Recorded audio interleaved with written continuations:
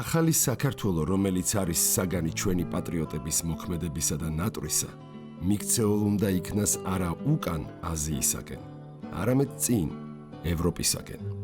აირისთვის უნდა მომზადდეს ჩვენი ყმაწვილკაცობა, მთელის ევროპის მეცნიერებით და გამოცდილების ფარხმალით შეჭურვილი. აი, რა გზა უნდა ამოირჩიოს.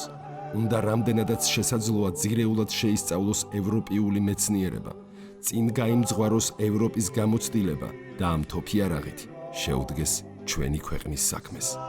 ჩვენ სრულიადაც დავრწმუნდით, რომ ევროპული წესი და ცხოვრება, ევროპული მეცნიერება ჩვენ სამაგალითოდ უნდა მიგვაჩნდეს.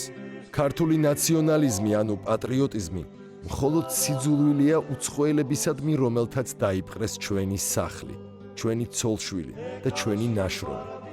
რუსული ნაციონალიზმი კი აღვირაწყვეტილი სიხარბეა მხეცისა, რომელმაც 10 მეზობლიდან 9 შეჭამა და მე-10-ესაც მოითხოვს. რუსეთისაგან მოელიან წყალობას, აბა საიდან სადა?